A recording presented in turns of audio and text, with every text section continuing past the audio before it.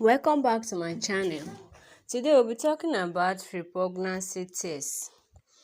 This test is introduced through English law to assess whether a custom is compatible with natural justice, equity and good conscience.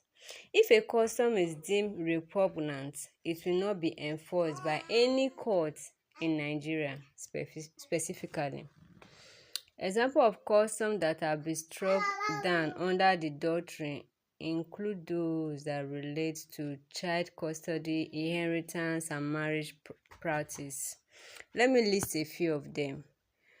Okay, before then, let me give you a detailed explanation of repugnancy doctrine.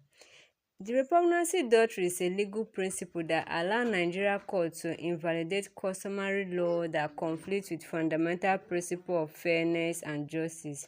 It is essential act as a safeguard to ensure that traditional practice are not unduly harsh, discriminatory, or incompatible with modern legal and ethics standard. The doctrine is rooted in the idea that customary law, very important, should not be allowed to perpetrate injustice or violate basic human rights, which is very important. Example of customary practice declared repugnant. Child custody. The first one I'm going to be explaining is child custody.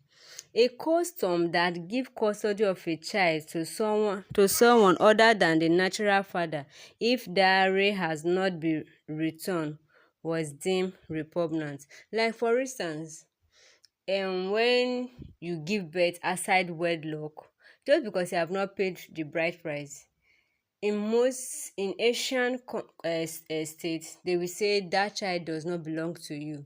You have not returned bride price, that child is not yours, it's the woman's own. They can give the child to another man just because of dowry, payment of bride price. Then another one is inheritance.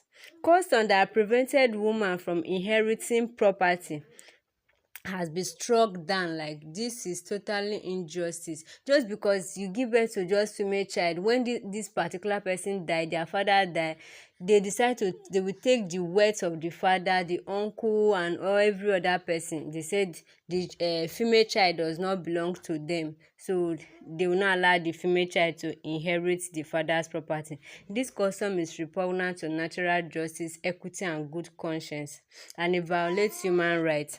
Another one is marriage.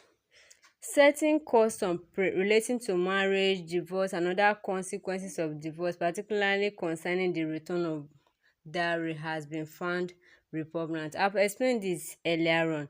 It's really bad that just because you collect your bride price, they will say no. If you collect your bride price, those children cannot be yours because of divorce and all that. How the repugnancy test work? When a customary law is challenged in court, the court will apply the repugnancy test. This involves assessing whether the custom align with the principle of natural justice, equity and good conscience. If the judge find the custom to be repugnant, it will not be enforced. This is not in any way trying to make custom and tradition invalid. The judge interpretation of natural justice, equity and good conscience can be influenced by various factors, including societal norm, specific circumstances of the case, and their own understanding of fairness.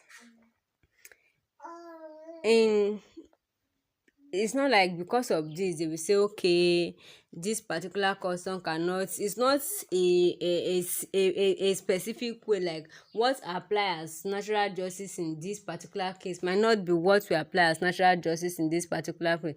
They will actually bring fairness into it, because it helps to create more just and equitable legal system by balancing the recognition of customary law with the need of natural fairness. This law is not in any way trying to make our customary law no longer valid. It's actually valid, but when it's repugnant to natural justice, when there is no fairness, it cannot be enforced in any court in Nigeria.